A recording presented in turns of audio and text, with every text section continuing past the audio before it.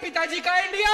इन लोगों को इतनी चिढ़ मची, ये बीजेपी वाले इतने बौखला गए, बोले हम भारत का नाम बदलेंगे, अब इंडिया नहीं बोलेंगे। तुम्हारे पिताजी का इंडिया नहीं है। मैं बीजेपी वालों को चैलेंज करना चाहता हूं, हिम्मत है तो इंडिया का नाम बदल के दिखाओ। तुम्हारे पिताजी का है भारत, तुम्हारे पिताजी का इंडिया।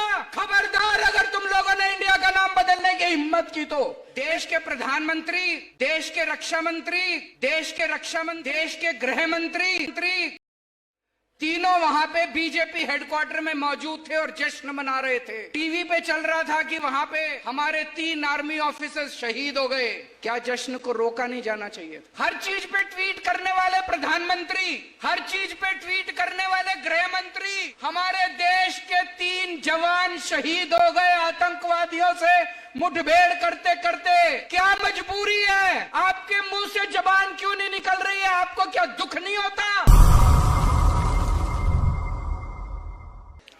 दोस्तों, अभी 4 दिन पहले जम्मू कश्मीर के अनंतनाग में आतंकवादियों के साथ मुठभेड़ में हमारे देश के 3 जवान शहीद हो गए।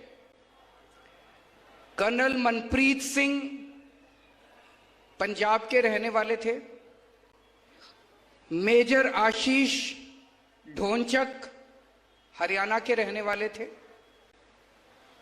हुमायूं भट्ट जम्मू कश्मीर पुलिस में डीएसपी थे, 2 महीने की बेटी को पीछे छोड़ के गए हैं, और एक चौथे ऑफिसर जो कल शहीद हो गए।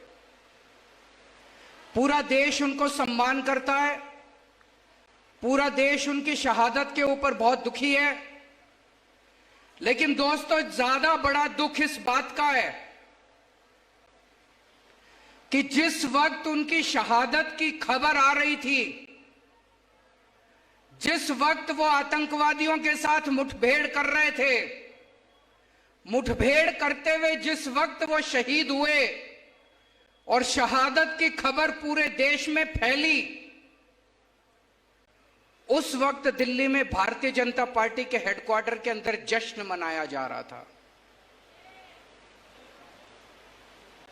हम ये मान सकते हैं कि जब बीजेपी वालों ने जश्न मनाना शुरू किया होगा तब तक खबर नहीं मिली होगी, लेकिन जिस वक्त वो जश्न मना रहे थे तब तक पूरे देश में खबर फैल चुकी थी। देश के प्रधानमंत्री, देश के रक्षा मंत्री, देश के गृह मंत्री तीनों वहां पे बीजेपी हेडक्वार्टर में मौजूद थे और जश्न मना रहे थे। टीवी पे चल रहा था कि वहां पे हमारे 3 आर्मी ऑफिसर्स शहीद हो गए। क्या जश्न को रोका नहीं जाना चाहिए था? जश्न को बीच में रोकना नहीं चाहिए था? क्या जश्न मनाना सही था? पूरे देश को बड़ा दुख हुआ। मैं देख रहा हूं आज 1 लाख से ज्यादा लोग यहां मौजूद हैं।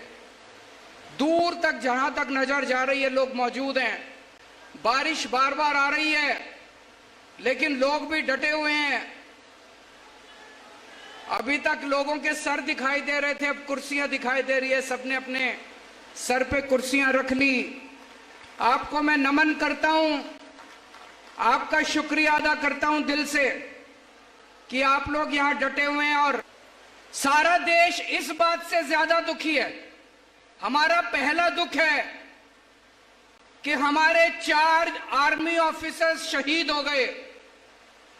हमारा दूसरा बड़ा दुख है कि हमारे देश, जब वो हमारे जवान, हमारे आर्मी ऑफिसर शहीद हो रहे थे और मुठभेड़ में मारे गए, हमारे देश के प्रधानमंत्री, गृह मंत्री और डिफेंस मिनिस्टर जश्न मना रहे थे।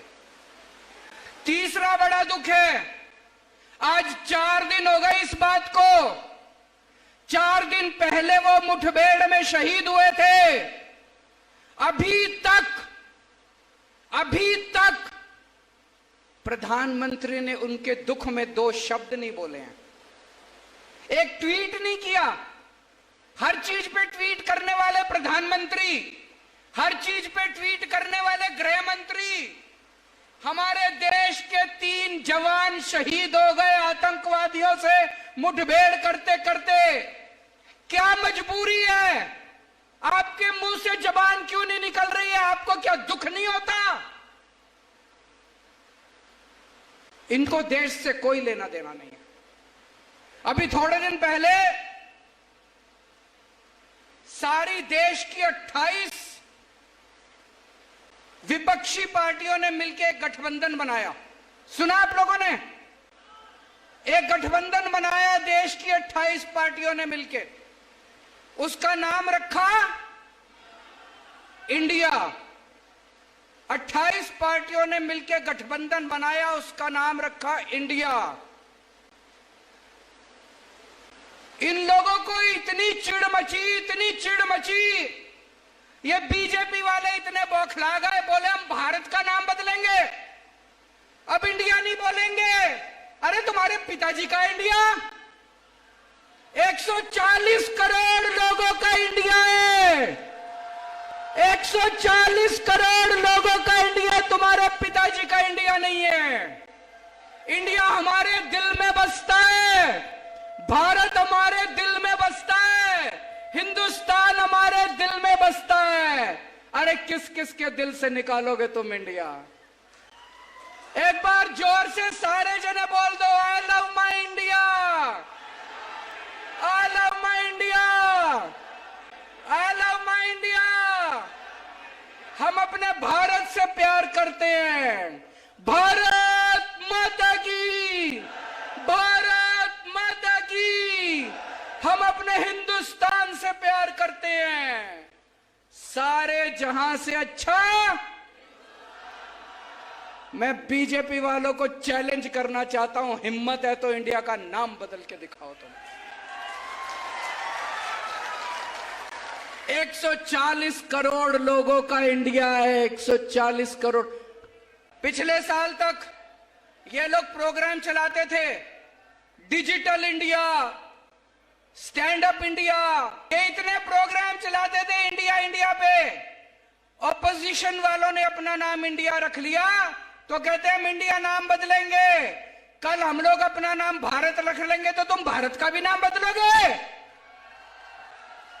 हम अगली मीटिंग में ऑपोजिशन वाले सारे मिलके अपने गठबंधन का नाम भारत रख लेंगे तो तुम भारत नाम भी बदलोगे।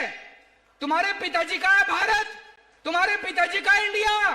खबरदार अगर तुम लोगों ने इंडिया का नाम बदलने की हिम्मत की तो 140 करोड़ लोग उठ के बीजेपी वालों को इस देश से बाहर भगा। छत्तीसगढ़ वालों, आप भी एक मौका आम आदमी पार्टी को देके देखो। इन दोनों पार्टियों को भूल जाओगे, मैं कह रहा हूं। एक मौका दे दो, अगले 50 साल तक आप इन दोनों पार्टियों को वोट नहीं दोगे, मेरा चैलेंज है।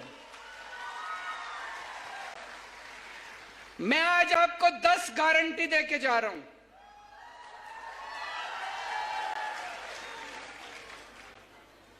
ये बीजेपी वाले आएंगे, कांग्रेस वाले आएंगे, कहेंगे शपथ पत्र है हमारा, संकल्प पत्र है, मैनिफेस्टो है। हमारा कोई मैनिफेस्टो नहीं होता, हम गारंटी देते हैं। आजकल इन्होंने हमारी गारंटी शब्द भी ले लिया। कांग्रेस वाले भी कहते हैं गारंटी देंगे, बीजेपी वाले भी कहते हैं गारंटी देंगे। उस पे भरोसा मत करना। केवल केजरीवाल की गारंटी असली गारंटी है, बाकी सब फर्जी गारंटी है। मैं आज आपको केजरीवाल की गारंटी देके जा रहा हूं। पहली गारंटी, आपके यहां बिजली आती है, पावर कट लगता है, बिजली जाती है, खूब जाती है बिजली, लंबा लंबा पावर कट लगता है। आज आपको गारंटी देके जा रहा हूं। पहले दिल्ली में भी 8-8 घंटे के पावर कट लगते थे। पंजाब में 1.5 साल पहले सरकार बनी है, उसके पहले 10-10 घंटे के पावर कट लगते थे। अब दिल्ली में 24 घंटे बिजली मिलती है, पंजाब में 24 घंटे बिजली मिलती है। एक मौका दे दो, 2 साल के अंदर आपकी 24 घंटे बिजली कर दूंगा पूरे छत्तीसगढ़ के अंदर। बिजली के बिल ज्यादा आते हैं कि नहीं आते? दिल्ली में बिजली मुफ्त कर दी, पंजाब में बिजली मुफ्त कर दी। एक मौका दे दो, सरकार बनने के 3 महीने के अंदर आपकी बिजली मुफ्त कर दूंगा। लेकिन एक बात है, बिजली मुफ्त भी कर दी, लेकिन कई लोग ऐसे हैं जिनके फर्जी बिजली के बिल आए हुए हैं, पुराने आ रखे कि नहीं आ रखे। किसी के 10,000 का, किसी का 20,000 का। जब बिजली के बिल ठीक कराने जाते हो तो बाबू कहता है 5,000 रुपए दो, नहीं तो बिजली का बिल ठीक नहीं करूंगा। कहता है कि नहीं कहता। आपके 30 अक्टूबर, अभी जो 30 अक्टूबर आने वाली है, 30 अक्टूबर तक के सारे पुराने बिजली के बिल माफ कर देंगे और आगे आपके बिजली मुफ्त कर देंगे। दिल्ली में भी किया था, पंजाब में भी किया था। पंजाब में हमारी 16 मार्च को सरकार बनी थी। 31 दिसंबर तक के पहले जितने बिजली के बिल थे सारे माफ कर दिए, सारे जीरो कर दिए। अब पंजाब में भी लोगों के बिजली के बिल जीरो आते हैं, दिल्ली में भी लोगों के बिजली के बिल जीरो आते हैं। फोन करके पूछ लेना। दूसरी गारंटी, शिक्षा की गारंटी। आपके बच्चे, मैं पूछना चाहता हूं, यहां पे कितने लोगों के बच्चे सरकारी स्कूल में पढ़ते हैं? हाथ खड़े करें। सरकारी स्कूल से खुश हो? खराब है सरकारी स्कूल? आपके बच्चे मेरे बच्चे, आपके बच्चों को मैं अपना बच्चा मान के, जैसी शिक्षा मैंने अपने बच्चों को दी है ऐसे शानदार सरकारी स्कूल बना दूंगा।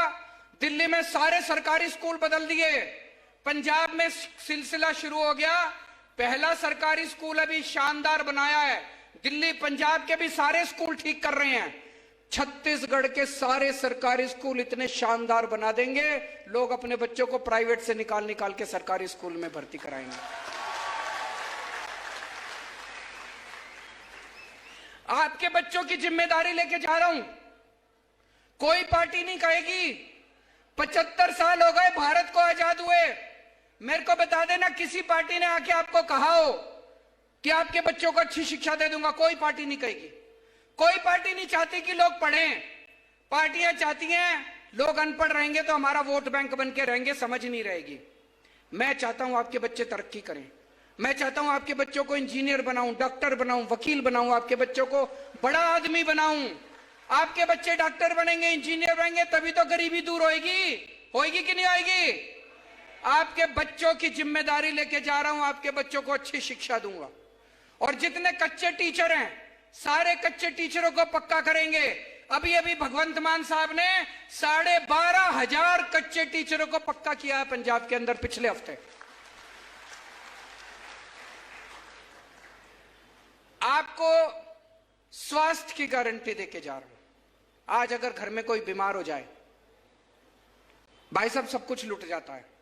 बड़ी बीमारी हो, हार्ट अटैक हो जाए, कुछ बड़ी बीमारी हो जाए, जमीन बेचनी पड़ जाती है, गहने बेचने पड़ जाते हैं। और बड़ी बीमारी तो छोड़ो, अभी हमारे छत्तीसगढ़ के अध्यक्ष बता रहे थे कि कैसे अगर छोटी बीमारी भी हो, प्रसव भी हो, तभी खाट के ऊपर लेके उसको दूर तक अस्पताल लेके जाना पड़ता है। अस्पताल आसपास गांव के अंदर कहीं नहीं है कि नहीं है? दोस्तों, आपके परिवार के अंदर अगर कोई भी बीमार होगा, चाहे कितनी छोटी बीमारी हो, चाहे कितनी बड़ी बीमारी हो, उसकी जिम्मेदारी मेरी। सबका इलाज मुफ्त कराऊंगा, सारी दवाइयां मुफ्त, सारे टेस्ट मुफ्त, सारा ऑपरेशन मुफ्त।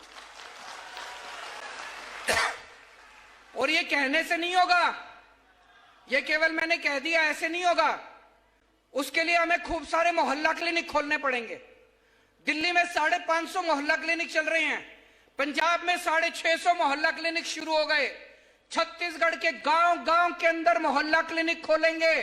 आपके अपने बीमार आदमी को आपको खाट पे दूर लेके जाना नहीं पड़ेगा। आपके गांव में एक मोहल्ला क्लिनिक, गांव क्लिनिक खोलेंगे, गांव क्लिनिक। उसमें आपकी सारी दवाइयां फ्री होगी, सारे टेस्ट फ्री, सारा इलाज फ्री। और अगर बड़ी बीमारी हो जाए, आपके जितने सरकारी अस्पताल हैं सारे सरकारी अस्पताल शानदार बनाएंगे, प्राइवेट से अच्छे बनाएंगे। उसमें सारा इलाज मुफ्त होगा, चाहे जितनी बड़ी बीमारी हो। 30 लाख 40 लाख रुपए का भी ऑपरेशन है, वो भी आपका फ्री में होएगा, चाहे अमीर आदमी हो चाहे गरीब आदमी। पैसा कहां से आएगा इतना? ये जितनी पार्टियां कहती हैं सरकार तो घाटे में चल रही है, सरकार तो घाटे में चल रही है। जब मैंने दिल्ली में मुख्यमंत्री का पद संभाला तब भी ये सारी पार्टियां कहती थी सरकार घाटे में चल रही है, सरकार अब दिल्ली सरकार फायदे में चल रही है। मैंने सबकी बिजली मुफ्त कर दी, शानदार स्कूल बना दिए, सबके बच्चों को फ्री में शिक्षा दे रहा हूं, सबका इलाज मुफ्त कर दिया, फिर भी मेरी सरकार फायदे में चल रही है, घाटे में नहीं चल रही।